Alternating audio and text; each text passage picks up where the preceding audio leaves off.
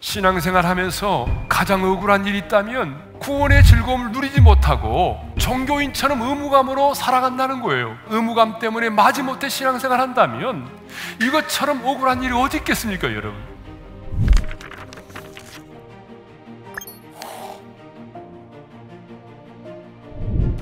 어떻게 하면 저와 여러분이 잃어버린 구원의 즐거움을 다시 회복할 수 있을까요?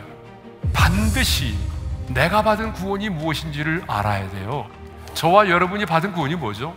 죄와 죽음의 문제를 해결받는 것입니다. 죄와 죽음의 문제를 해결받지 못하면 이 땅에서도 우리는 죄의 종으로 살아야 되고, 죽으면 영원한 지옥의 불못에 떨어져서 영원한 지옥의 형벌과 고통 가운데 살아야 한다는 거죠.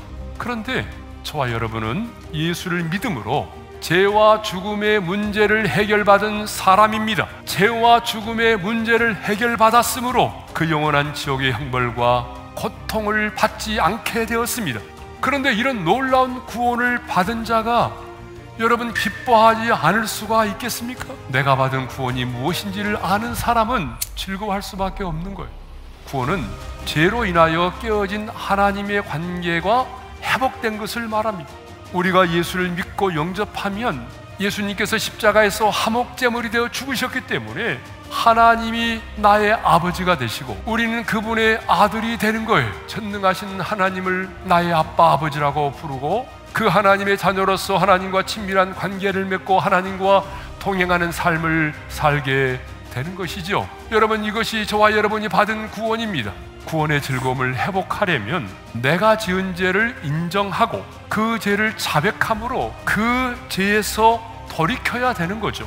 그런데요, 우리가 우리 죄를 자백하면 주님은 기다렸다는 듯이 너무나 기쁨과 즐거움으로 저와 여러분의 죄를 사하여 주신다는 거예요. 그러므로 신앙생활 하면서 언제부턴가 내 안에 구원의 즐거움이 사라졌다고 생각이 된다면 가장 먼저 내 안에 숨겨진 죄가 무엇인지를 찾으셔야 됩니다. 구원의 기쁨은 능력입니다. 그러므로 여러분, 구원의 즐거움이 있는 자가 인생의 어려움을 이겨냅니다. 구원의 즐거움이 있으면 오늘의 가난도 이겨내고 실패를 딛고 다시 일어섭니다.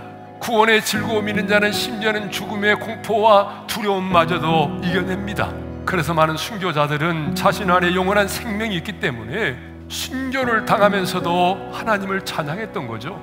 하지만 여러분, 구원의 즐거움을 잃어버리면 예배에 대한 감격이 사라집니다. 구원의 즐거움을 잃어버리면 여러분, 예배가 형식적으로 바뀌어요.